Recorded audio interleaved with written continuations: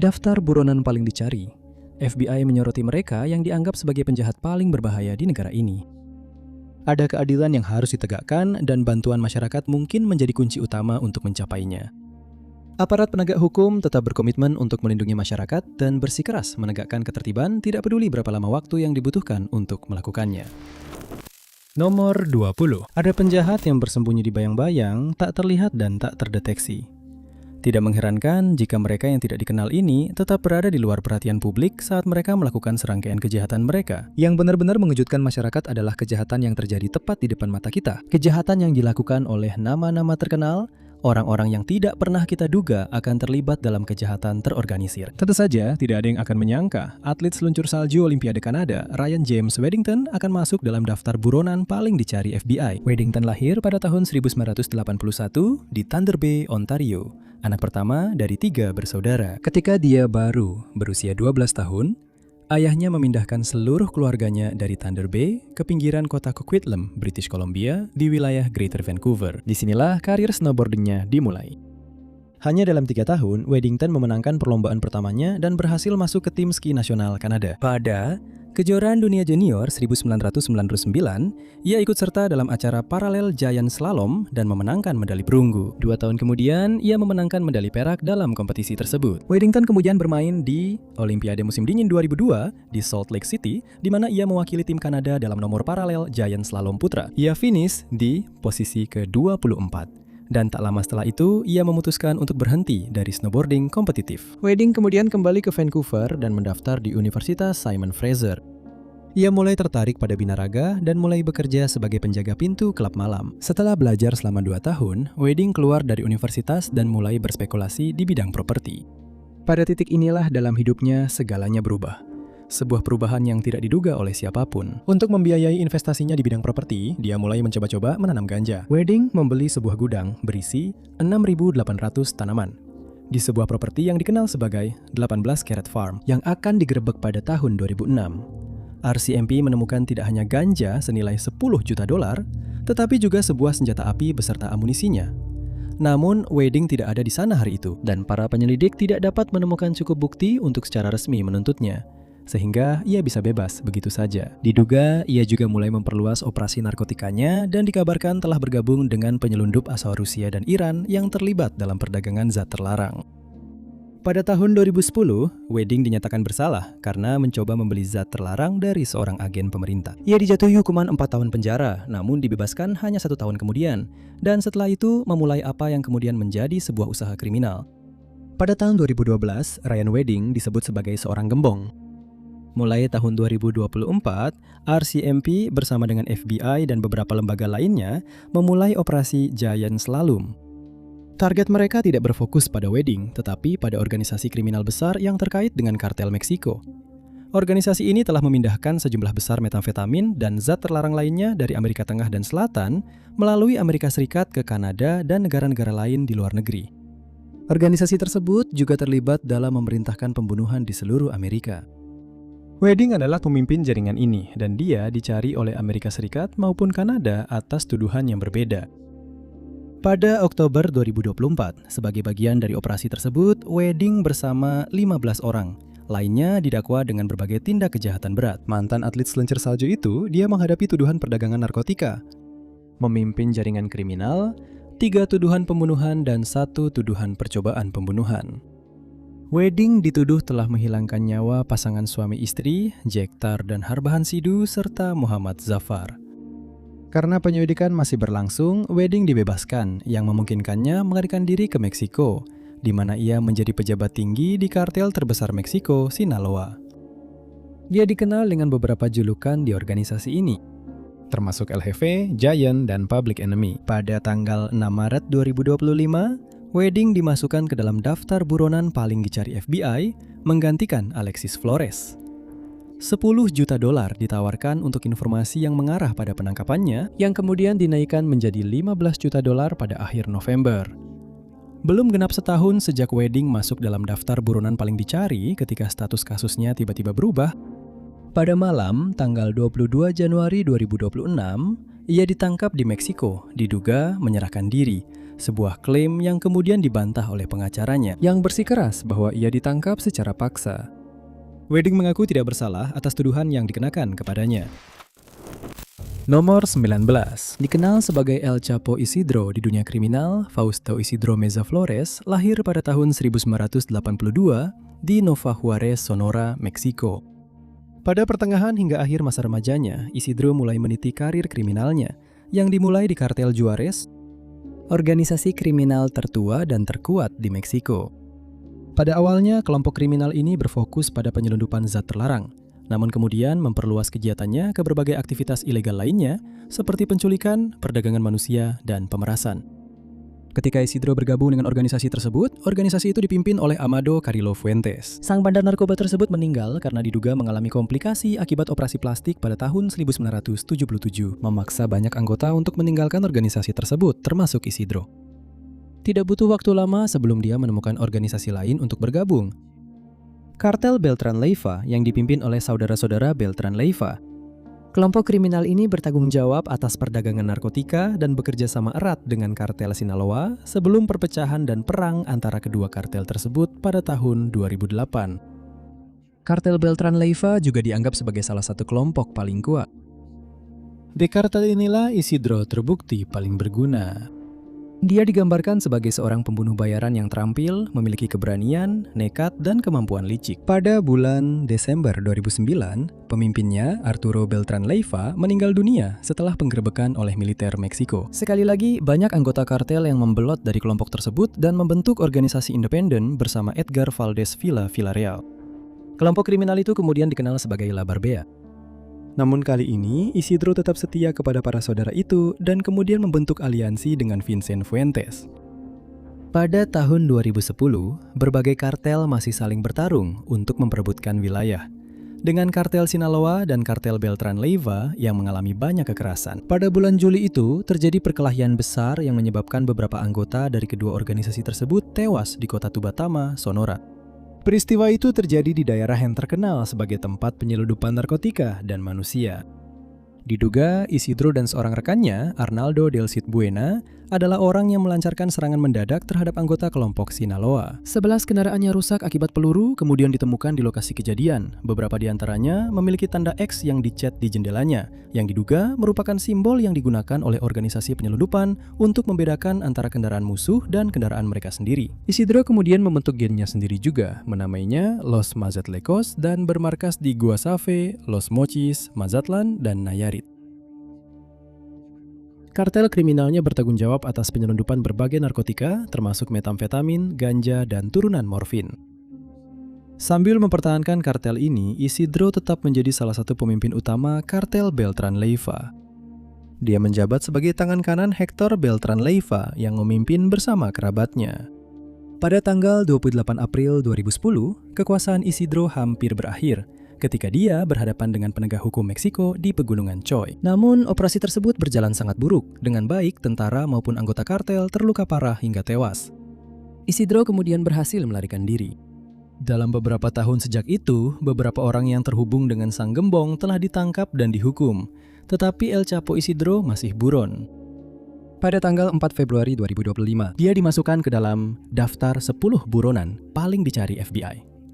Program Imbalan Narkotika, Departemen Amerika Serikat menawarkan hingga $5 juta untuk informasi yang mengarah pada penangkapan penjahat ini.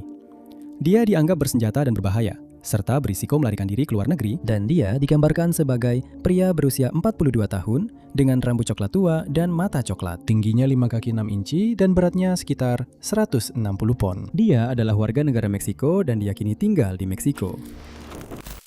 Nomor 18.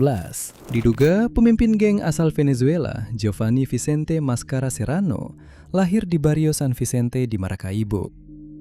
Dia bersama Johan Jose Romero diduga mendirikan Tren de Aragua yang memegang gelar sebagai geng kriminal lokal paling kuat dan satu-satunya geng asal Venezuela. Kelompok kejahatan terorganisir ini telah berhasil memperluas kekuasaannya ke luar negeri. Kelompok ini telah berkembang dari geng penjara biasa menjadi ancaman transnasional dengan cakupan operasi yang luas. Geng ini diduga dipimpin oleh Hector Rastenford Guerrero Flores atau Niño Guerrero seperti dia sering disebut. Hector, salah satu pendiri, membentuk kelompok ini di penjara Tocoron yang dikuasai geng. Posisi utama Serrano dalam kelompok ini adalah mengawasi jaringan perdagangan narkotika dan pembunuhan yang terkait dengan tren di Aragua di seluruh Amerika Tengah, Amerika Serikat, dan Kolombia. Tren di Aragua adalah organisasi teroris asing yang telah melancarkan kampanye teror menurut Departemen Keuangan AS Serikat di seluruh belahan barat. Kelompok ini terlibat dalam perdagangan narkotika, penyelundupan manusia, perdagangan manusia, pemerasan, eksploitasi perempuan dan anak-anak, serta pencucian uang, juga berbagai aktivitas kriminal lainnya. Meskipun bukan dia sendiri yang melakukan kejahatan-kejahatan ini, Serrano bertanggung jawab untuk memastikan semua itu terjadi, menjadikannya dalang di balik serangan-serangan ilegal tersebut. Serrano menghadapi dakwaan konspirasi distribusi internasional, memberikan dukungan material kepada organisasi teroris asing dalam suatu konspirasi, dan memberikan serta berusaha memberikan dukungan material kepada organisasi teroris asing. Seperti halnya Flores dan Romero, Serrano adalah buronan di Kolombia dan Amerika Serikat dan telah menjadi buronan sejak Juli 2024. Namun baru pada Juni 2025, ia secara resmi dimasukkan ke dalam daftar 10 buronan paling dicari FBI atas tuduhan narkotika. Awalnya, lembaga tersebut menawarkan hadiah sebesar $3 juta untuk informasi yang mengarah pada penangkapannya, yang sejak itu telah dinaikkan menjadi $5 juta. Buronan ini memiliki beberapa nama samaran dan lahir pada 22 Februari 1988. Dia berkeluarga negaraan Venezuela dan memiliki rambut hitam serta mata coklat.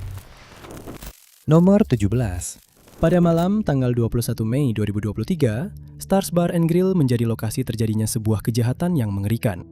Sebuah pembunuhan yang menyebabkan 2 karyawan tewas dan 1 orang terluka parah. Malam itu, seorang pria dari Washington, Samuel Ramirez Jr., memasuki tempat tersebut dengan membawa senjata api.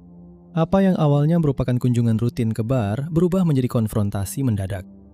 Menurut laporan, seorang pelanggan melihat bahwa Ramirez membawa senjata api dan berperilaku tidak pantas. Pelanggan tersebut segera memberitahu karyawan bar, Katie Dang dan Jessica Hone.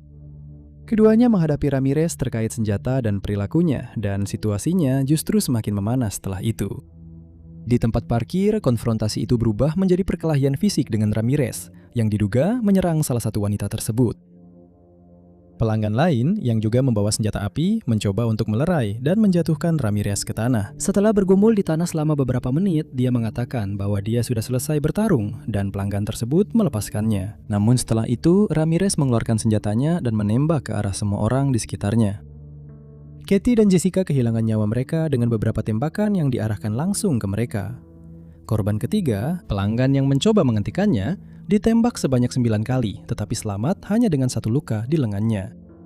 Setelah kejadian itu, Ramirez melarikan diri dari Washington dan berakhir di Lake Havasu City di Arizona. Dari sana, aparat penegak hukum mulai memburunya. Mereka memaksanya pergi ke Tijuana, Meksiko, di mana dia tiba pada tanggal 23 Mei. Sehari kemudian, surat perintah penangkapannya dikeluarkan, dengan King County mendakwanya atas pembunuhan tingkat pertama, pembunuhan tingkat 2, dan percobaan pembunuhan tingkat pertama. Selama 2 tahun berikutnya, tidak ada perkembangan dalam kasus ini, sementara Ramirez tampaknya bersembunyi. Namun kemudian, pada bulan November 2025, surat perintah penangkapan federal dikeluarkan untuk buronan tersebut, menuduhnya melarikan diri secara ilegal untuk menghindari penuntutan. Pada bulan Desember, FBI menawarkan $25.000 untuk informasi dan petunjuk yang dapat mengarah pada penangkapannya. Pada tanggal 10 Maret 2026, Samuel Ramirez Jr. ditambahkan ke daftar buronan paling dicari FBI, dengan badan tersebut menaikkan hadiah menjadi $1 juta. Lalu, secara ajaib, hanya 1 jam dan 13 menit setelah masuk daftar, Ramirez ditangkap. Dia ditangkap di Culiacan, Sinaloa, Meksiko, dan memecahkan rekor penangkapan tercepat untuk seorang buronan yang diduga dalam daftar buronan paling dicari FBI. Pria berusia 33 tahun itu kini telah tiba di Washington, di mana dia akan menghadapi tuduhan pembunuhan di King County. Penangkapan ini merupakan langkah penting menuju keadilan bagi keluarga korban Jessica Hahn dan Katie Dunn, serta membawa kelegaan bagi keluarga dan komunitas secara keseluruhan. Nomor 16. Tren de Aragua, organisasi kriminal lokal paling kuat di Venezuela, berhasil memperluas jangkauannya ke Kolombia, Peru, dan Chili dalam beberapa tahun terakhir. Dan ini telah mengubah landscape kriminal lokal dan menarik banyak perhatian dari pihak berwenang di beberapa negara.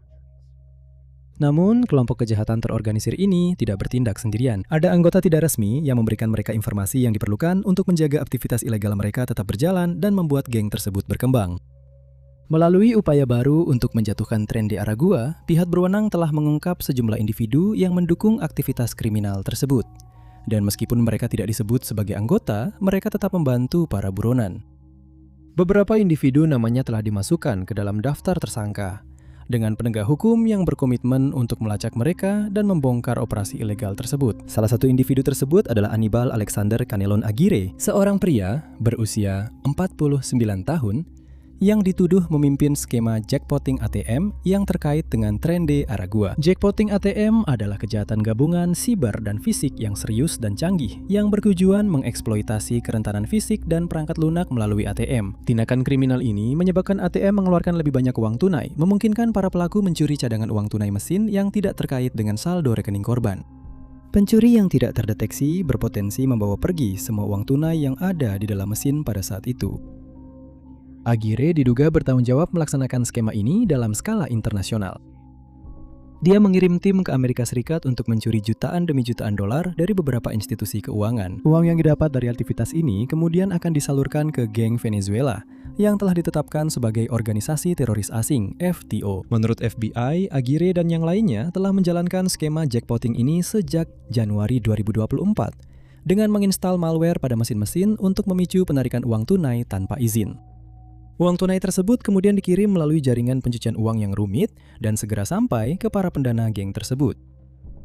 Menurut laporan, Aguirre dijuluki Prometheus atau Sang Insinyur. Surat perintah penangkapan federal dikeluarkan untuk buronan ini pada bulan Desember 2025. Ia dimasukkan ke dalam daftar 10 buronan paling dicari FBI pada tanggal 12 Maret tahun ini dengan tuduhan memimpin konspirasi internasional untuk merampas jutaan dolar dari Amerika Serikat melalui ATM jackpotting. Dan FBI pertama kali mengeluarkan peringatan pada bulan Februari terkait meningkatnya skandal-skandal ini dengan lebih dari 700 insiden yang tercatat hanya pada tahun 2025 dengan kerugian lebih dari 20 juta dolar. Aguirre hanyalah satu dari 93 anggota, pendukung, dan pemimpin tren de Aragua yang telah didakwa oleh Departemen Kehakiman khususnya terkait dengan jackpotting ATM. Penipu ATM tersebut dianggap bersenjata dan berbahaya, dan FBI menawarkan hadiah 1 juta dolar untuk informasi apapun yang mengarah pada penangkapannya. Aguirre digambarkan sebagai pria kelahiran Venezuela dengan tinggi 5 kaki 5 inci dan berat sekitar 190 pon. Dia memiliki rambut hitam dan abu-abu, dan informasi apapun harus langsung disampaikan kepada FBI. Nomor 15. Armin Moini, seorang warga negara Swedia, lahir pada bulan Juni tahun 1991. Tidak banyak yang diketahui tentang latar belakang dan masa kecilnya, tetapi sesuatu dalam perjalanan hidupnya membawanya ke dunia kejahatan. Moini, yang disebut sebagai Nero oleh penegak hukum, telah diidentifikasi sebagai tokoh sentral di balik organisasi kriminal besar yang dikenal sebagai Jaringan Nero. Organisasi kriminal ini terlibat dalam aktivitas ilegal berskala besar, termasuk penjualan narkotika dalam jumlah besar, perdagangan ilegal, dan operasi pencucian uang yang terjadi di seluruh Eropa. Peran Moini dalam kejahatan terorganisir telah menyoroti betapa besar dan canggihnya jaringan kriminal modern saat ini. Kasusnya mencerminkan bukan hanya kejahatan serius yang dilakukan oleh satu individu, tetapi juga tantangan berat yang terus dihadapi oleh penegak hukum saat mereka memerangi perdagangan narkotika global dan kejahatan keuangan. Moini, yang kini berusia 34 tahun, ditambahkan ke daftar buronan paling dicari di Eropa pada tanggal 23 Maret tahun ini. Tetapi polisi telah berusaha menangkapnya selama beberapa tahun. Perburuan terhadap Moini ditelusuri hingga 6 tahun ke belakang, tepatnya ke musim panas 2020 ketika penegak hukum menggerebek sebuah kantor penukaran uang yang tampaknya tidak mencolok di Stockholm. Namun melalui World Exchange, di kantor tersembunyi ini, ratusan juta hasil penjualan narkotika sedang dalam proses pencucian uang. 16 juta jaringan kriminal termasuk Farbi terlibat, bersama dengan jumlah setidaknya 220 juta kronor. Dan di balik semua itu adalah Moini. Pemimpin yang diduga dari jaringan Nero, seorang yang diduga sebagai gembong, telah berhasil menghindari penangkapan dan sekarang diyakini beroperasi di luar Swedia. Menurut penyidik utama dalam kasus Moini, Magnus Söderlund, hanya dalam 1,5 tahun, rekening buronan tersebut telah mencatat perputaran dana sebesar 88 juta kronor. Organisasi kriminal tersebut menjadi terkenal melalui penyelidikan yang terkait dengan jaringan komunikasi terenkripsi dan penyedia layanan berbasis Eropa yang dikenal sebagai EncroChat. EncroChat tidak hanya digunakan oleh Nero, tetapi juga merupakan sistem yang dimanfaatkan oleh beberapa kelompok kejahatan terorganisir untuk memfasilitasi aktivitas ilegal. Ini disebut sebagai link-in-nya kejahatan terorganisir. dan menyediakan para penjahat dengan ponsel Android yang telah dimodifikasi dengan pesan aman, VoIP, dan bahkan dilengkapi dengan fitur hapus darurat. Pada tahun 2020, melalui operasi EMA, penegak hukum internasional berhasil menyusup ke jaringan tersebut dan membongkarnya. Setelah mengakses jutaan pesan, lebih dari 6.500 penangkapan dilakukan. Pihak berwenang menyita 900 juta euro dalam bentuk uang tunai, narkotika, dan senjata. Melalui pesan-pesan ini, Moini diidentifikasi sebagai Nero, yang diduga bertindak sebagai pemimpin dan koordinator yang mengawasi transaksi narkotika dan memastikan aliran keuangan yang terlibat. Organisasi kriminalnya disebut-sebut mendapatkan narkotika dari Belanda. Buronan yang dicari ini menghadapi tuduhan perdagangan gelap narkotika dan zat psikotropika, perdagangan ilegal senjata, amunisi dan bahan peledak, serta pencucian hasil tindak pidana. Moini yang dikenal sebagai Nero terhubung dengan beberapa negara dengan hubungan kuat ke Spanyol dan Dubai. Dia dianggap bersenjata dan berbahaya. Dia berbicara bahasa Inggris dan Swedia, memiliki tinggi 5 kaki 7 inci, bermata coklat, dan berambut coklat. Dia juga mungkin memiliki bulu wajah. Gambar buronan diambil dari paspor tahun 2018, dan kemungkinan penampilannya telah berubah sejak saat itu. Nomor 14. Alexander Kuksov, adik laki-laki dari Semyon Kuksov, yang baru-baru ini kewarganegaraan Maltanya dicabut setelah ia dinyatakan bersalah terlibat dalam operasi pencucian uang internasional, telah ditambahkan ke daftar paling dicari. Alexander, seorang pria asal Rusia, tercantum dalam daftar paling dicari Badan Kejahatan Nasional Inggris pada tanggal 16 Februari tahun ini untuk kejahatan yang sama persis dengan kakak laki-lakinya, pencucian uang skala besar untuk jaringan kriminal. Pria berusia 23 tahun itu diduga memegang paspor emas Malta, kewarganegaraan yang dibeli oleh orang asing kaya dari luar Uni Eropa. Paspor seperti itu memungkinkan pemiliknya untuk tinggal, bekerja, dan bepergian dengan bebas di seluruh negara anggota Uni Eropa. Pada tahun 2025, Mahkamah Eropa memutuskan bahwa menjual kewarganegaraan dengan cara seperti ini adalah ilegal. Namun, Alexander masih memegang hak akses ke hingga 27 negara. Badan Kejahatan Nasional (NCA) menuduh bahwa buronan muda tersebut terlibat dalam kelompok kejahatan terorganisir dan berpartisipasi dalam pemindahan jutaan pound uang ilegal melalui Inggris. Peristiwa ini diyakini terjadi pada tahun 2022 saat Alexander baru berusia 19 tahun. Pada tahun itu, pihak berwenang membongkar jaringan kejahatan besar yang diketahui beroperasi menggunakan uang tunai fisik maupun mata uang kripto. Penggerebekan ini dimungkinkan melalui operasi destabilisasi yang dipimpin oleh Badan Kejahatan Nasional. Selama 3 tahun terakhir, operasi ini berhasil mengungkap jaringan pencucian uang berskala besar yang secara langsung terkait dengan Alexander. Jaringan ini telah dikaitkan dengan kartel di Amerika Selatan, kelompok kejahatan terorganisir kinahan, dan bahkan spionase Rusia. Aparat penegak hukum di Prancis, Finlandia, Spanyol, Irlandia, Belanda, Amerika Serikat, dan Uni Emirat Arab telah bekerja sama dengan NCA untuk menyelidiki jaringan ini. 3 tahun setelah operasi dimulai, pihak berwenang mengungkapkan hasil penyelidikan sejauh ini. Laporan menunjukkan bahwa hingga 84 orang telah ditangkap melalui operasi Destabilize karena keterkaitan mereka dengan jaringan tersebut. 71 diantaranya ditangkap di Inggris.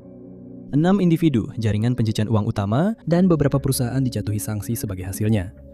20 juta pound sterling dari 700 juta pound sterling. Hasil penjualan narkotika berhasil disita melalui upaya ini. Proyek ini menyoroti bagaimana organisasi kriminal memanfaatkan sistem keuangan modern, termasuk mata uang kripto, yang memungkinkan mereka menyamarkan asal-usul dana ilegal. Alexander dan saudaranya diyakini berada di balik koordinasi kurir untuk mengangkut uang tunai ilegal tersebut. Mereka juga diduga telah memfasilitasi konversi uang tersebut ke bentuk lain seperti kripto, sehingga semakin sulit untuk dilacak. Penangkapan dan pemenjaraan Semyon pada akhirnya membuat Alexander bertanggung jawab untuk melanjutkan operasi ilegal tersebut. Pada saat dia dimasukkan ke dalam daftar buronan paling dicari, buronan tersebut memiliki tinggi 6 kaki 6 inci dan bertubuh kekar. Dia memiliki rambut pirang yang dipotong pendek dan kulit yang pucat. Keberadaan Alexander Kuksov saat ini masih belum diketahui. Paspor emasnya tampaknya masih berlaku meskipun telah mendapat sorotan tajam dan kewarganegaraannya belum dicabut, tetapi kemampuannya untuk bepergian agak terbatas. Nomor 13. Mantan rapper Swedia keturunan Tunisia dengan nama panggung Mowgli lahir di Uplandsbro, Stockholm County pada tanggal 24 April 1998. Namanya diambil dari karakter Mowgli dari buku The Jungle Book. Teman-temannya memberinya julukan itu karena mereka percaya dia mirip dengan karakter tersebut. Rapper tersebut memulai debutnya bersama 50, rapper Swedia lainnya, dengan single berjudul Problem pada tahun 2020. Sehubungan dengan perilisan lagu tersebut, mereka juga membentuk sebuah kolektif hip-hop yang dikenal dengan nama Levitt Lecaire Music. Karir mereka di dunia musik tampaknya berjalan dengan baik hingga tahun 2021, ketika kedua individu tersebut ditangkap dan dijatuhi hukuman karena kepemilikan narkotika yang diperberat. Mowgli, yang lahir dengan nama Muhammad Rashid Modi, dijatuhi hukuman 1 tahun 10 bulan penjara, namun dia mengajukan banding dan kemudian dibebaskan. 50, yang lahir dengan nama Ramon Ephraim Gide, menerima hukuman penjara 2 tahun 10 bulan. Pada tahun 2022, Mohamed mengakhiri karir musiknya. Menulis di halaman Instagramnya, musik itu menyenangkan, tapi tidak lebih dari itu. Setelah karir musiknya, Mohamed menempuh jalan yang lebih kriminal dan disebut sebagai penjahat geng Swedia yang telah dikaitkan dengan beberapa kejahatan terorganisir serius. Ditemukan bahwa dia adalah salah satu pemimpin organisasi kriminal yang dikenal sebagai jaringan Bridge, sekutu dekat jaringan Foxtrot, sebuah organisasi kriminal transnasional terkenal yang berbasis di Swedia. Foxtrot terhubung dengan kelompok kejahatan perdagangan narkotika terkemuka. Mereka juga terlibat dalam perdagangan senjata dan telah menjadi kontributor utama meningkatnya kejahatan kekerasan di Eropa Utara, termasuk pembunuhan bayaran dan penyerangan. Bridge Network ini berbasis di Uplands Bro, dan telah ada sejak lama sekali. Dalam beberapa tahun terakhir, kepemimpinannya telah diambil alih oleh generasi yang lebih muda. Geng ini terhubung dengan kejahatan narkotika dan senjata. Dan Mohamed serta kelompok kejahatannya sangat terkait dengan Rawa Majid, atau yang dikenal sebagai Rubah Kurdi. Bridge Network dikenal melakukan aksi kekerasan yang menyita perhatian atas nama Rawa Majid. Kejahatan kekerasan tersebut meliputi pembunuhan bayaran dan perdagangan narkotika. Saudara laki-laki Muhammad, Yasin, juga merupakan bagian dari kelompok kriminal tersebut, dan saat ini sedang ditahan atas tuduhan pembunuhan. Pihak berwenang telah mengidentifikasi beberapa anggota kelompok tersebut. Beberapa di antaranya sudah berhasil ditangkap. Muhammad diketahui berada di tingkat menengah dalam hierarki Bridge Network, meskipun peran pastinya dalam kelompok ini belum diketahui. Dia dimasukkan ke dalam daftar buronan paling dicari Uni Eropa pada 12 Maret tahun ini, atas tuduhan perdagangan gelap narkotika dan zat psikotropika, pembunuhan, serta penganiayaan berat, persiapan untuk melakukan pembunuhan, konspirasi untuk melakukan pembunuhan, dan pelanggaran narkotika yang sangat berat. Muhammad Rashid Modi berusia 27 tahun. Dia berkewarganegaraan Swedia dan hanya bisa berbicara bahasa Swedia. Dia memiliki tinggi 5 kaki 9 inci, bermata coklat dan berambut gelap. Dia memiliki tanda lahir di kedua lengannya dan dianggap bersenjata serta berbahaya. Nomor 12. Richard James Schuller adalah seorang pria Amerika yang lebih dikenal sebagai Richard Heart. Nama itu mungkin terdengar familiar bagi para pengguna kripto. Schuller adalah pendiri Hex yang kontroversial, sebuah mata uang kripto berbasis Ethereum. Hex mempromosikan dirinya sebagai deposito berimbal hasil tinggi dan memungkinkan pengguna mendapatkan imbal hasil dengan mengunci token mereka, serta tidak memberikan hadiah kepada penambang atau validator. Kreasi Crypto Skewer menjanjikan imbal hasil staking yang besar, namun juga menghadapi pengawasan serius karena penipuan yang terkait dengannya. Menurut SEC, Schuller bertanggung jawab menggunakan Hex untuk menawarkan sekuritas yang tidak terdaftar dan melakukan penipuan, yang telah menyebabkan penurunan tajam pada nilai pasar mata uang tersebut. Hanya dalam 1 minggu, nilai token tersebut turun 30%, menjadi 0,0039. Pada bulan Desember 2024, Interpol mengeluarkan red notice atas nama Finlandia untuk mencari pendiri Hex yang memicu prosedur ekstradisi. Pada tanggal 9 Februari 2026, Schuller akan ditambahkan ke daftar buronan paling dicari di Eropa dan tercatat sebagai buronan oleh Finlandia. Dia menghadapi tuduhan penipuan, termasuk yang mempengaruhi kepentingan keuangan komunitas Eropa.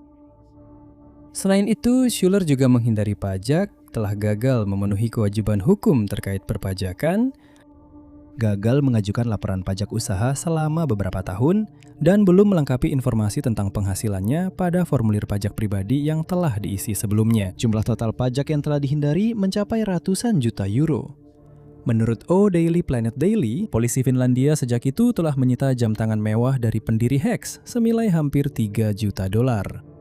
Diduga, buronan tersebut telah menghabiskan lebih dari 12 juta dolar hasil dari Hex untuk barang-barang mewah, termasuk jam tangan, mobil sport, dan cincin berlian 5 karat.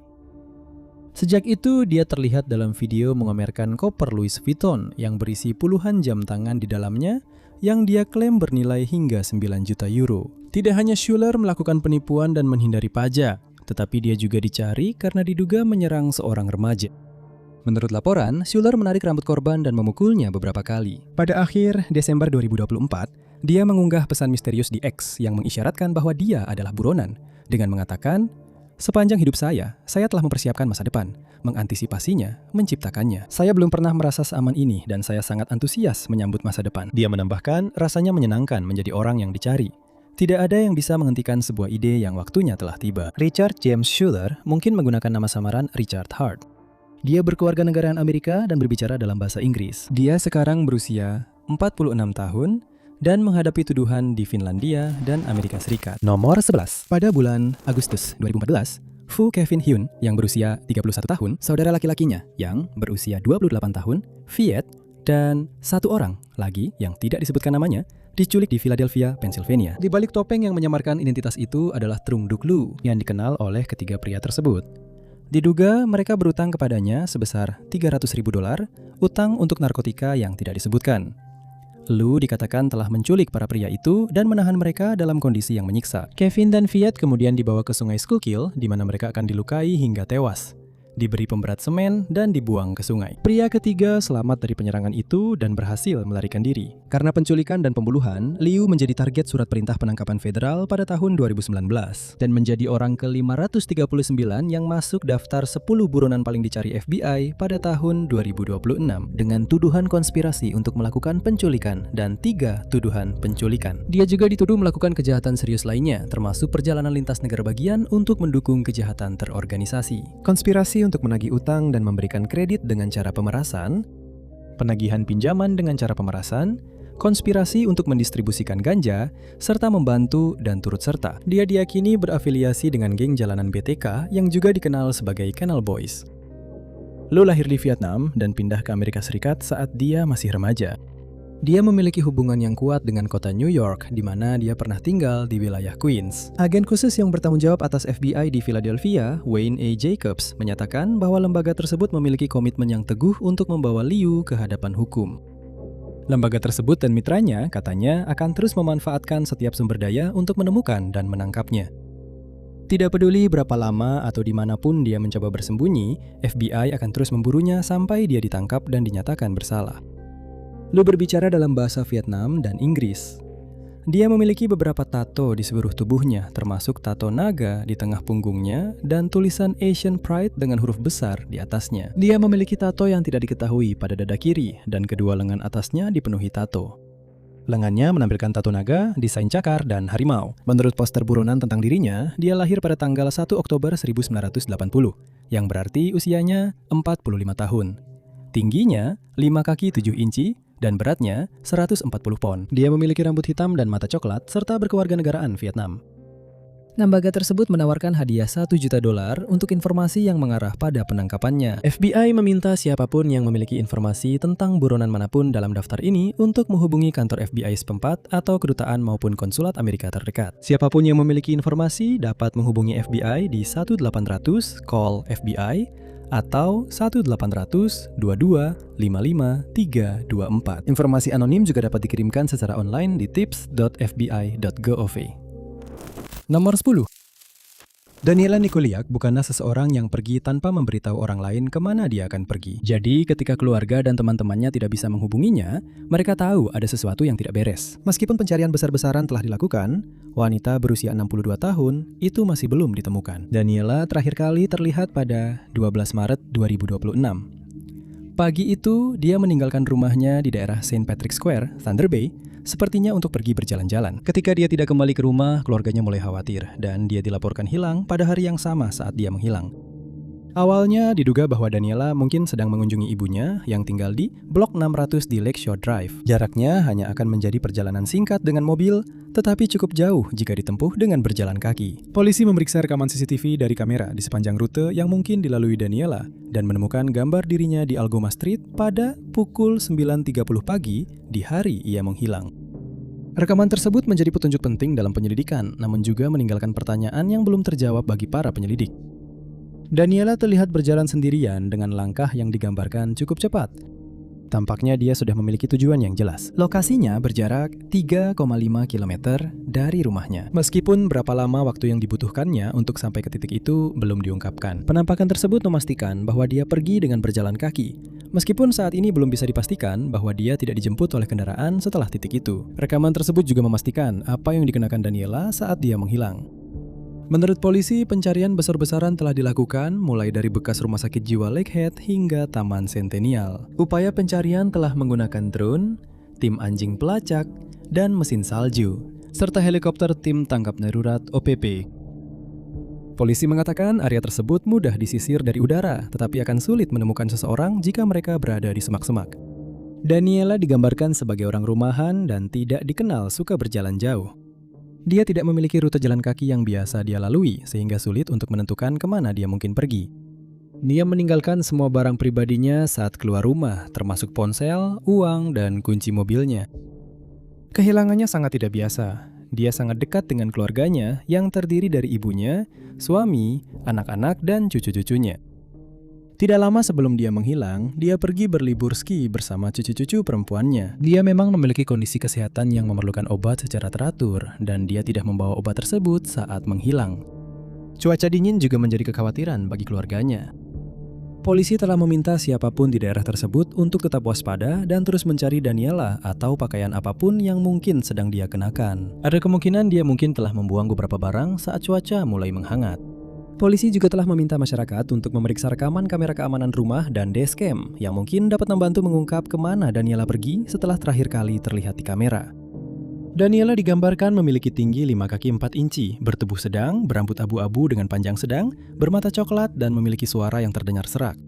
Dia terakhir kali terlihat mengenakan topi wol abu-abu, jaket fleece putih di bawah jaket hitam tebal, celana hitam, sarung tangan abu-abu, serta sepatu bot coklat dan abu-abu dengan sol putih. Siapapun yang memiliki informasi tentang kasus Daniela dapat menghubungi layanan kepolisian Thunder Bay di 807-684-1200. Jika ada yang melihat Daniela, mereka diminta segera menghubungi 911. Nomor 9. Diet Spencer menghilang tanpa jejak saat dalam perjalanan pulang setelah mengunjungi keluarga. Lebih dari 2 bulan sejak terakhir kali dia terlihat, hanya sedikit petunjuk yang ditemukan untuk menjelaskan apa yang terjadi padanya. Diet berusia 69 tahun saat dia menghilang di Escalante, Utah. Beberapa bulan sebelumnya, dia kehilangan suaminya dalam kecelakaan pesawat dan masih beradaptasi untuk hidup sendiri. Tragedi lain terjadi pada awal tahun 2026 dan Diet harus menghadiri pemakaman lagi. Sayangnya, dia tidak pernah sampai ke sana. Dalam perjalanan, dia tidak sengaja terkunci di luar mobilnya di Vernal. Menantunya pergi menemuinya dan membantunya bisa melanjutkan perjalanan lagi. Dia memutuskan untuk menghabiskan beberapa hari bersama menantunya dan putrinya di Rangeley, tepat di seberang perbatasan di Colorado. Ketika Diet pergi, mereka mengira dia akan pulang ke rumah. Baru beberapa hari kemudian, dia menyadari bahwa dia telah pergi ke arah yang berlawanan. Menurut menantunya, Sean berbicara dengannya lewat telepon beberapa hari setelah Diet pergi. Saat itulah Sean mengetahui bahwa Diet belum kembali ke rumah. Ponsel Diet kehabisan baterai hanya 15 menit setelah panggilan itu berakhir. Diet dilaporkan hilang. Dan pada tanggal 30 Januari, peringatan Silver Alert dan upaya pencarian secara nasional pun diaktifkan. Polisi tidak bisa menggunakan ponselnya untuk melacak pergerakannya setelah panggilan terakhir, tetapi mereka bisa melacak pembayaran kartunya saat dia membayar bensin dan barang-barang kebutuhan sehari-hari. Terakhir kali dia dipastikan terlihat adalah pada tanggal 26 Januari saat dia berada di Walmart di daerah Price, Utah.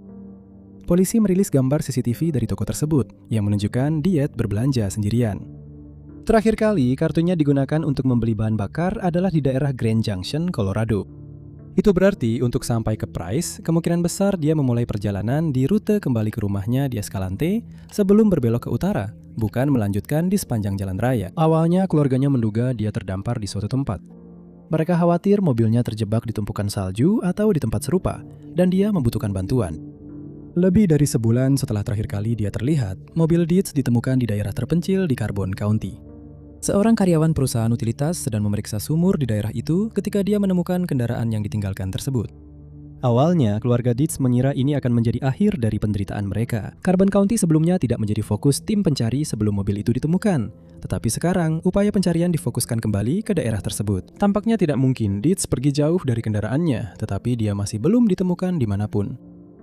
Menurut keluarganya, tidak ada kondisi kesehatan yang diketahui yang bisa menjelaskan mengapa dia menghilang. Sean mengatakan kepada media bahwa ketika dia mengetahui istrinya tidak langsung pulang ke rumah, dia ingin menginterogasinya soal keputusan itu. Dia tidak tahu apakah istrinya hanya tersesat atau memang tidak ingin pulang ke rumah yang kosong.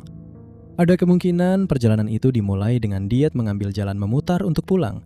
Namun kemudian, dia tersesat di tengah jalan. Polisi terus meminta informasi apapun tentang apa yang terjadi padanya setelah terakhir kali dia terlihat. Si Dayat digambarkan memiliki tinggi 5 kaki 2 inci, berambut putih, dan bermata hijau. Dia terakhir kali terlihat mengendarai Buick LeSabre putih tahun 2010 dengan plat nomor Utah, yang sejak itu telah ditemukan. Siapapun yang memiliki informasi dapat menghubungi kantor Sheriff Kabupaten Garfield di 4356 762 678. Nomor 8, Pawan Gar baru saja memulai fase baru dalam hidupnya ketika dia menghilang tanpa jejak pada bulan Maret 2026. Dia tidak meninggalkan petunjuk apapun tentang kemana dia pergi atau apa yang terjadi padanya. Pawan adalah lulusan PhD baru dari Universitas Nebraska Lincoln dan masih tinggal di Lincoln pada saat dia menghilang. Dia berasal dari Nepal dan keluarganya masih tinggal di sana.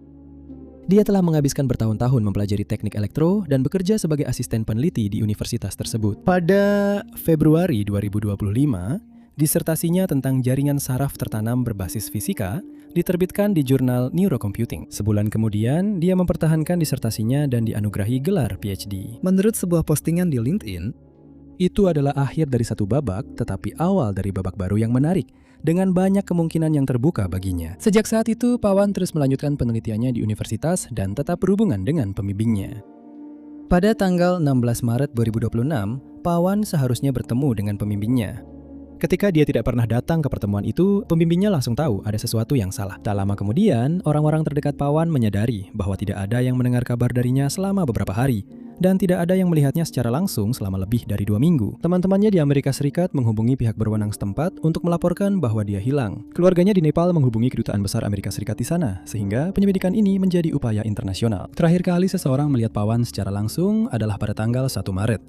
Dia memberitahu pemilik rumah kontrakannya di Nebraska bahwa dia akan pergi untuk sementara waktu, tetapi dia berniat kembali dalam 2 minggu. Pada saat itu tidak ada yang tampak aneh atau mencurigakan. Beberapa hari kemudian mobilnya terlihat di Tennessee. Kendaraan itu adalah Honda Civic hitam dengan stiker tengkorak di bagian belakang dan garis-garis balap di bagian depan, sehingga cukup mudah dikenali.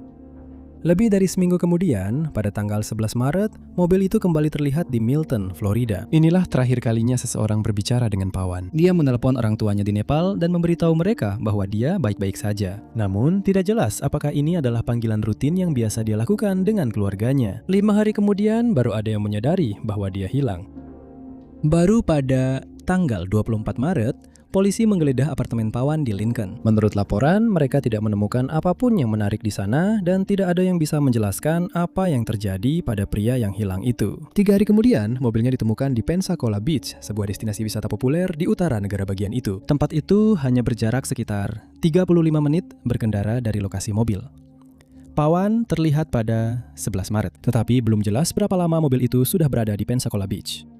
Laporan berita awal menggambarkan mobil itu sebagai mobil yang ditinggalkan. Pencarian di sekitar lokasi mobil ditemukan, termasuk di perairan, tidak menemukan petunjuk apapun. Sejak mobil itu ditemukan, tidak ada pembaruan baru dalam kasus ini. Keluarga dan teman-teman Pawan di Nepal telah beralih ke media sosial untuk mencoba meningkatkan kesadaran tentang kasus ini, dengan video-video yang menyoroti garis waktu kejadian. Kasus Pawan adalah salah satu kasus yang memiliki jauh lebih banyak pertanyaan daripada jawaban. Tidak diketahui mengapa dia bepergian ke Florida, dan di mana dia berada selama seminggu antara penampakan di Tennessee dan penampakan di Florida. Namun, kasus ini masih dalam tahap awal penyelidikan. Pawan sedang dalam masa pemulihan setelah operasi perut pada saat dia menghilang. Dia mungkin membutuhkan obat-obatan. Dia digambarkan memiliki tinggi 5 kaki 8 inci dan berat 150 pon. Dia berambut hitam dan bermata hitam. Siapapun yang memiliki informasi tentang kasus ini dapat menghubungi Clearing House Orang Hilang Nebraska di 187 744 156 78. Nomor 7. Penduduk Oakland menggambarkan Amy Hilliard sebagai anggota penting komunitas dan tipe orang yang selalu bisa mereka andalkan saat membutuhkan bantuan.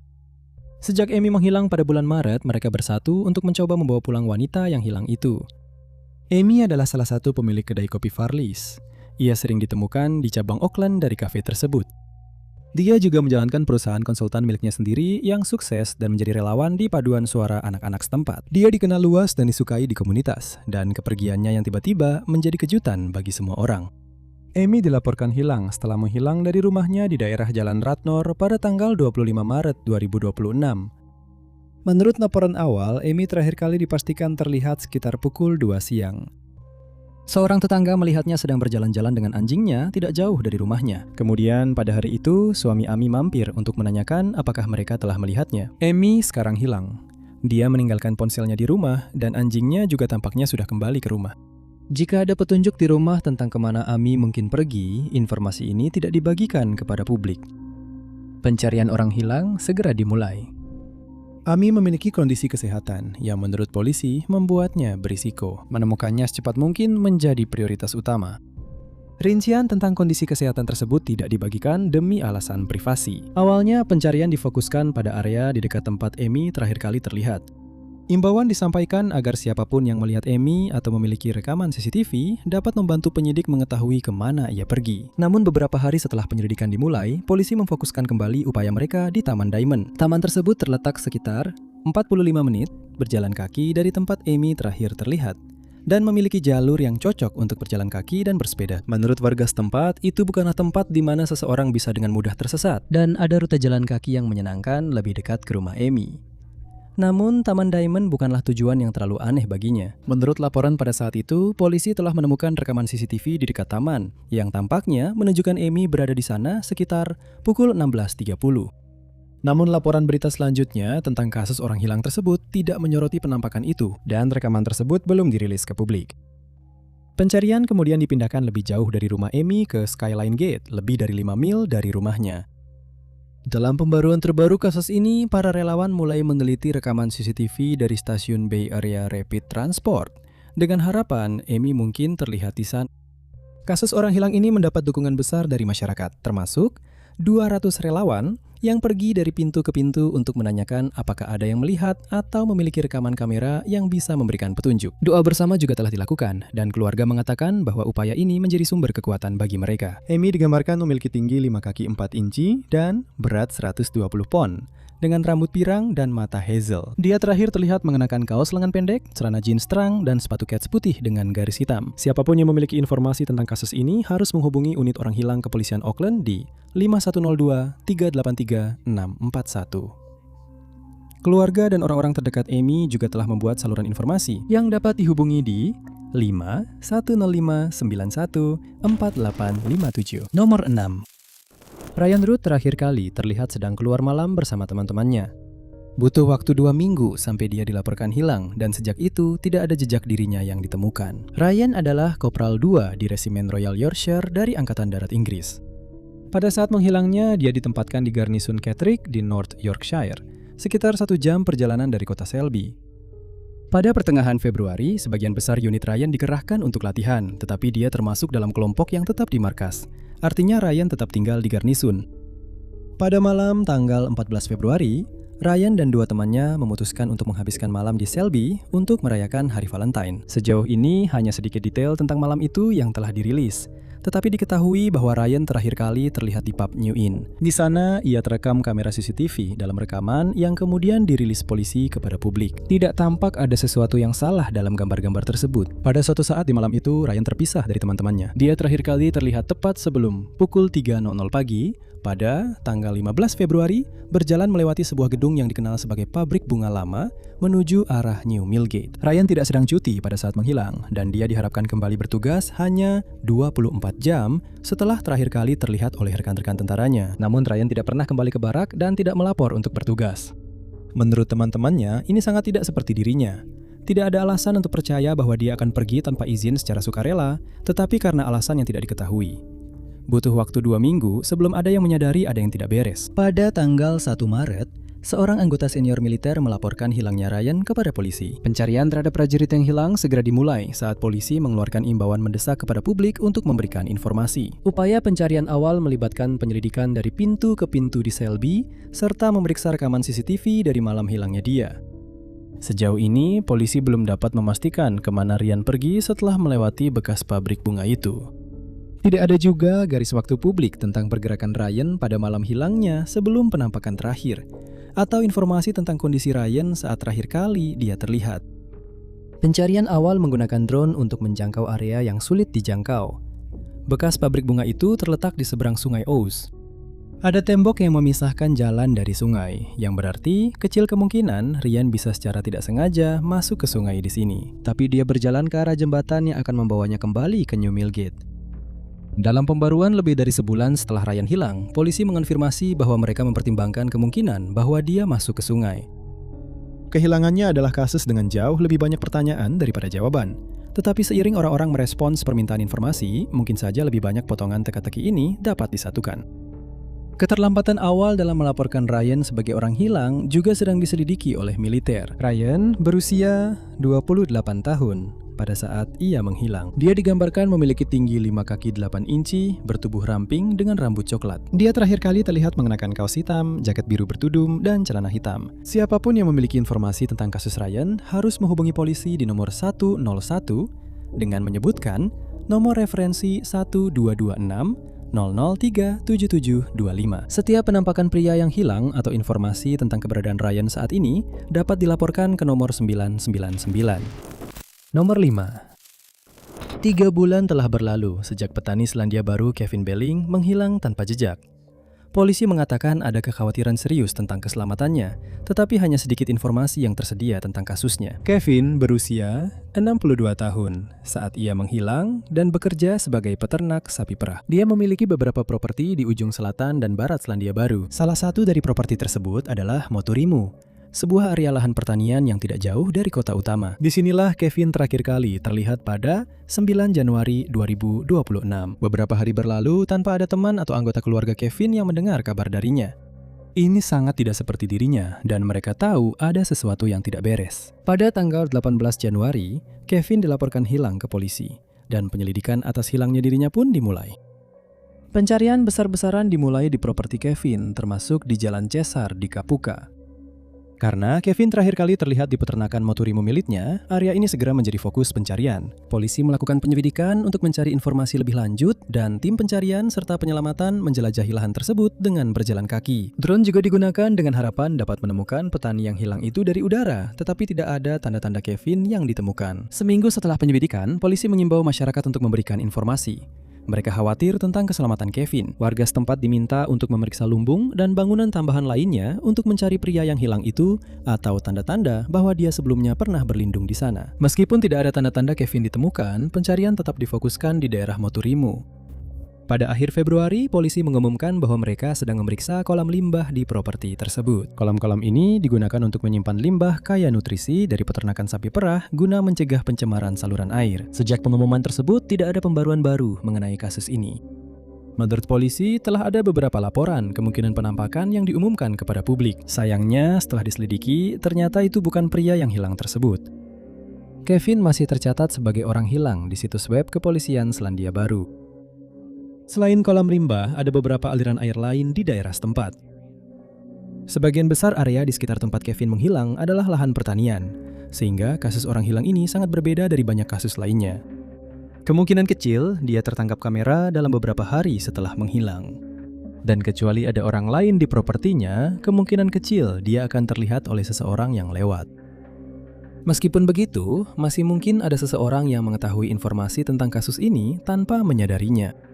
Hal ini terutama berlaku jika Kevin entah bagaimana meninggalkan properti Motorimu. Siapapun yang memiliki informasi tentang kasus ini dapat menghubungi Polisi Selandia Baru di 105 atau secara online melalui situs web 105 dengan nomor referensi 260118-6964.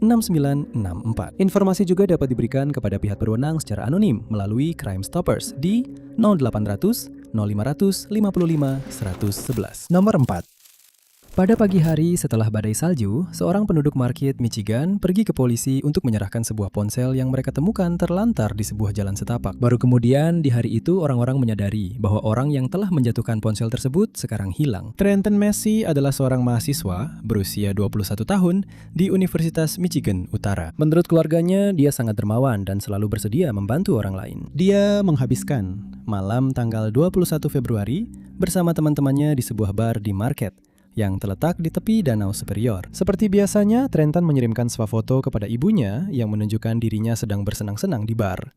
Ibunya kemudian membagikan foto dan pesan di mana dia mengingatkan Trenton untuk berhati-hati dan menjaga diri. Diduga Trenton meninggalkan bar pada dini hari berikutnya saat tempat tersebut tutup. Dia memutuskan untuk berjalan kembali ke penginapannya sendirian. Musim dingin di bagian Michigan ini bisa sangat berat dan malam Trenton menghilang benar-benar ekstrim. Badai salju telah datang, membuat orang sulit menemukan jalan bahkan bagi orang yang tidak mabuk. Seorang teman yang juga ikut keluar malam itu kemudian melaporkan bahwa dia sendiri tersesat dalam perjalanan pulang. Salju di udara dan di tanah bisa membuat tempat yang sudah dikenal pun terlihat sangat berbeda. Dan Trenton tidak pernah kembali ke rumahnya. Sekitar 6 jam setelah dia meninggalkan bar, ponsel Trenton diserahkan ke polisi. Ponsel itu ditemukan di jalur serbaguna di pusat kota Market. Polisi awalnya menghubungi salah satu anggota keluarga untuk memberitahu bahwa ponsel Trenton telah ditemukan. Pada saat itu, bahkan keluarganya pun belum menyadari bahwa Trenton hilang. Jadi, mereka hanya berjanji akan menyampaikan pesan tentang perangkat tersebut. Baru kemudian di hari itu mereka menyadari tidak ada yang tahu di mana Trenton berada, dan Trenton pun dilaporkan hilang. Rekaman kamera pengawas menunjukkan Trenton berjalan di jalur yang sama tempat ponselnya ditemukan, sekitar pukul 2.50 pagi. 45 menit kemudian, rekaman lain menangkap Trenton berjalan di sepanjang jalur pejalan kaki Founders Landing. Trenton melangkah ke atas es dan menghilang dari pandangan kamera. Pihak berwenang mengatakan bahwa dia tampak kebingungan atau kesulitan berjalan dalam rekaman tersebut, tetapi tidak mungkin untuk memastikan apakah itu disebabkan oleh hipotermia atau pengaruh alkohol. Menurut keluarganya, dia mengenakan mantel tetapi dia tetap tidak berpakaian sesuai dengan kondisi cuaca dan tampaknya ada salju di pakaiannya dalam rekaman tersebut. Pencarian awal untuk mahasiswa yang hilang tersebut difokuskan di area jalur pejalan kaki Founders Landing. Tim pencari khusus didatangkan untuk menghadapi cuaca buruk dan medan yang sulit. Pencarian tersebut melibatkan unit sonar, penyelam scuba, anjing pelacak, dan drone. Sayangnya, upaya tersebut tidak membuahkan informasi baru. Pencarian resmi dihentikan setelah hanya beberapa hari.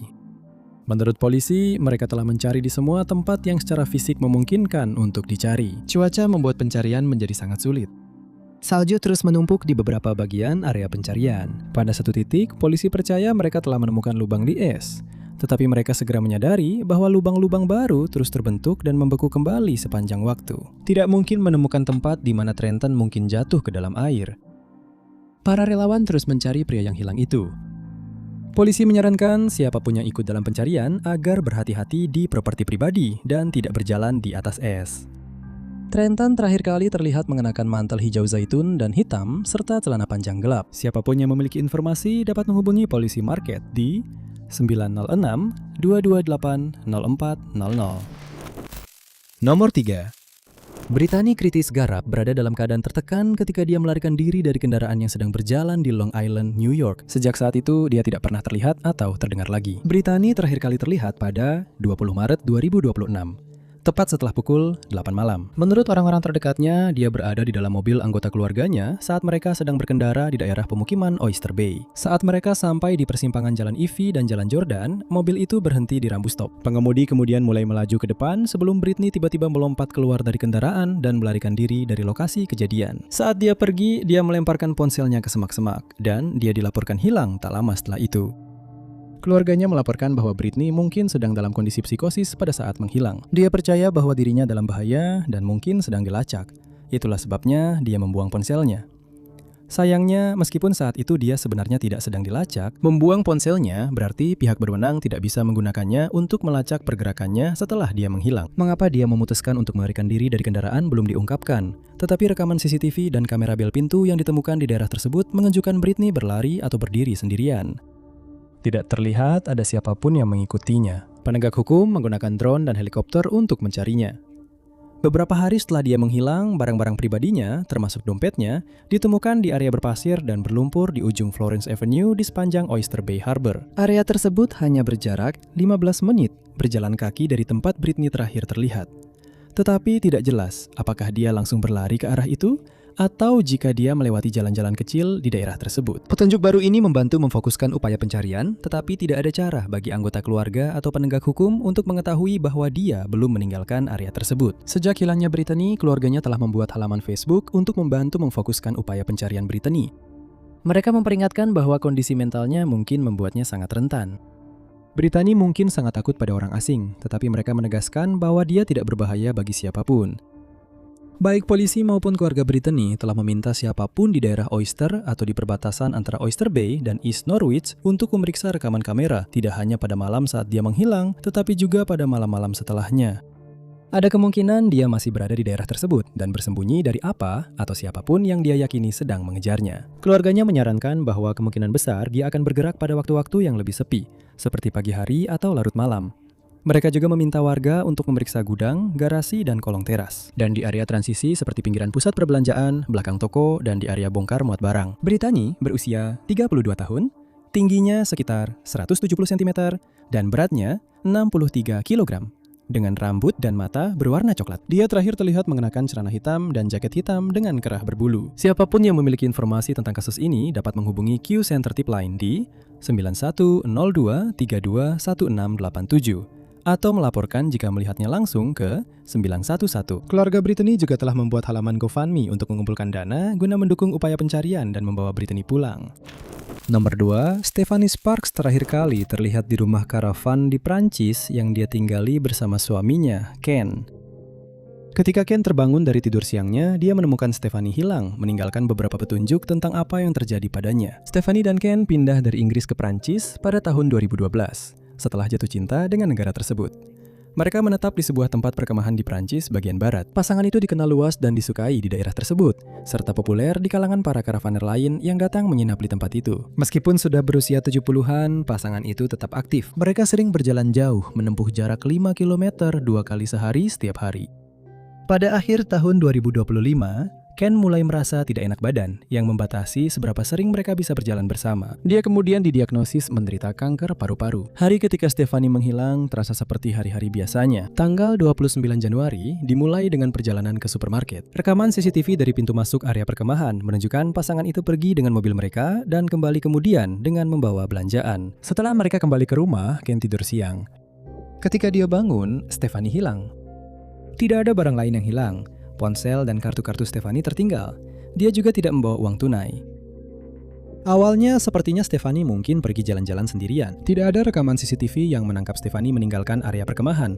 Tetapi ada sebuah jalur yang mengarah ke bagian belakang lokasi yang tidak terjangkau kamera manapun. Itu adalah jalur yang sudah dikenal Stephanie karena dia sudah sering mendaki di jalur itu berkali-kali sebelumnya. Namun, ketika dia tidak kembali ke rumah, jelas bahwa ini bukanlah jalan-jalan biasa. Polisi diberitahu tentang hilangnya dia dan pencarian terhadap wanita yang hilang itu pun dimulai. Tim pencari menyusuri jalur-jalur yang mungkin dilalui Stephanie setelah meninggalkan karavan. Polisi mencoba menggunakan unit anjing pelacak untuk membantu mempersempit rute, tetapi anjing-anjing itu tidak bisa mendapatkan jejak bau yang jelas. Stephanie telah menghabiskan begitu banyak waktu di area itu sehingga mustahil bagi anjing-anjing pelacak untuk mengidentifikasi satu jalur yang jelas. Drone juga digunakan, begitu juga tim penyelam yang mencari di perairan sekitar area tersebut. Keluarga Stephanie awalnya mengira bahwa dia mungkin terjatuh di sepanjang jalur itu. Tetapi saat mereka berjalan dan tidak menemukan jejaknya sama sekali, misteri itu justru semakin rumit. Itu bukanlah area di mana seseorang bisa terpleset dan jatuh dari jalur. Dan kecil kemungkinan Stephanie tersesat atau bingung kecuali dia mengalami keadaan darurat medis. Polisi mempertimbangkan kemungkinan bahwa dia telah merencanakan untuk melarikan diri. Menurut keluarganya, hilangnya Stephanie sangat tidak sesuai dengan kepribadiannya. Tetapi Stephanie memang sedang mengalami banyak tekanan pada saat dia menghilang. Dia memiliki anak dan cucu, tetapi anggota keluarga lainnya tinggal di Inggris. Dia sendirian di Prancis bersama suaminya yang sedang sakit. Namun polisi tidak menemukan bukti bahwa Stephanie telah menyembunyikan uang atau membuat rencana untuk meninggalkan Ken. Masih ada kemungkinan bahwa ini adalah keputusan spontan, tetapi satu-satunya bukti untuk hal ini hanyalah tidak adanya bukti lain. Pencarian ekstensif di daerah setempat tidak menemukan petunjuk apapun. Baik Stephanie maupun pakaian yang ia kenakan saat itu belum ditemukan. Dia digambarkan bertubuh ramping dan saat menghilang mengenakan jaket biru muda, celana panjang gelap, serta sepatu bot hitam atau abu-abu. Siapapun yang memiliki informasi dapat menghubungi polisi setempat di 335 555 7536. Nomor 1. Anatoly Shevchenko adalah salah satu dari ribuan pengungsi yang melakukan perjalanan dari Ukraina ke Kanada setelah invasi Rusia pada tahun 2022.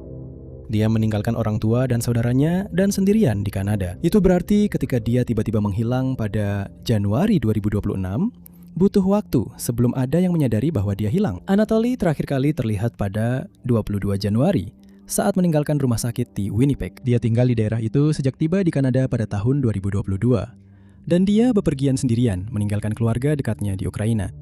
Kerabat terdekatnya adalah seorang bibi yang telah pindah ke California, tetapi statusnya membuat dia tidak bisa bepergian ke Amerika Serikat untuk mengunjunginya. Komunitas Ukraina yang besar di Winnipeg menyambut Anatoly ketika dia pertama kali tiba, dan dia mendapatkan teman di rumah barunya, termasuk beberapa yang tinggal di gedung apartemen yang sama.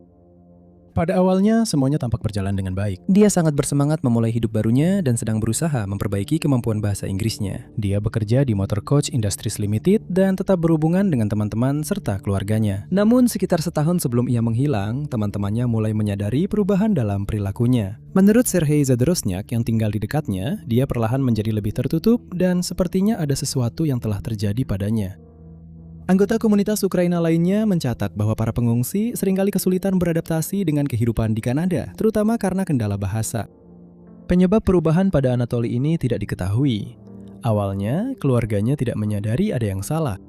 Dia masih rutin menelpon bibinya dan masih menantikan kesempatan untuk datang mengunjunginya suatu hari nanti. Menurut bibinya, dia sedang berusaha memperbaiki hidupnya dan berencana mengambil kursus untuk mewujudkannya. Namun, panggilan telepon itu tiba-tiba berhenti tanpa penjelasan. Kemudian, tak lama sebelum dia menghilang, pemutusan hubungan kerja di tempat kerjanya membuat Anatoly kehilangan pekerjaan. Pada pagi hari, tanggal 22 Januari, Anatoly menelpon ambulans setelah mengalami serangan panik. Dia dibawa ke rumah sakit Victoria tepat sebelum pukul 10.30 pagi. Hanya 1 jam kemudian, dan dia dipulangkan tanpa berbicara dengan siapapun. Dia terakhir terlihat meninggalkan rumah sakit itu. Awalnya tidak ada yang menyadari Anatoly hilang. Pemilik rumahnya tahu bahwa dia telah dibawa ke rumah sakit, dan ketika dia tidak kembali, dia mengira Anatoly masih dirawat di sana. Ketika keluarganya menelpon dan menanyakan tentang dirinya, mereka diberitahu bahwa dia sedang berada di rumah sakit. Namun pada awal Maret, sebuah surat dari rumah sakit tiba, dan barulah saat itu orang-orang terdekatnya mengetahui bahwa dia tidak tinggal di sana. Begitu mereka menyadari hal ini, pencarian terhadap dirinya pun dimulai. Ponselnya tetap aktif hingga pukul 14.30 pada hari ia menghilang. Komunitas di Winnipeg bersatu untuk mengorganisir pencarian terhadap dirinya. Dan pencarian diorganisir pada hari Jumat Agung yang menarik sekitar 100 orang yang dibagi menjadi tim-tim untuk melakukan pencarian secara metodis dan detail di Taman Saint Vital yang terletak dekat rumah sakit dan rumah Anatoly. Anatoly meninggalkan dokumen-dokumennya, termasuk paspornya yang ditemukan di apartemennya. Dia menghilang pada malam terdingin di tahun itu dengan suhu mencapai minus 30 derajat Celcius. Tapi angin dingin membuatnya terasa seperti minus 43 derajat Celcius. Jika dia tidak menemukan tempat berlindung di suatu tempat, akan sangat sulit untuk bertahan hidup. Terutama karena Anatoly bahkan tidak berpakaian sesuai dengan cuaca. Namun meskipun begitu, teman-temannya belum menyerah untuk menemukannya. Anatoly digambarkan sebagai orang yang ramah, tinggi 6 kaki 1 inci dengan tubuh kurus, berambut coklat dan bermata coklat. Siapapun yang memiliki informasi tentang kasus ini dapat menghubungi unit orang hilang kepolisian Winnipeg di 2049 866 250. Terima kasih banyak sudah menonton. Jika Anda menyukai video ini, jangan lupa tekan tombol suka. Juga jangan lupa untuk berlangganan dan klik lonceng notifikasi agar selalu mengikuti semua unggahan kami berikutnya. Nama saya Tainots dan saya akan bertemu kalian di video berikutnya.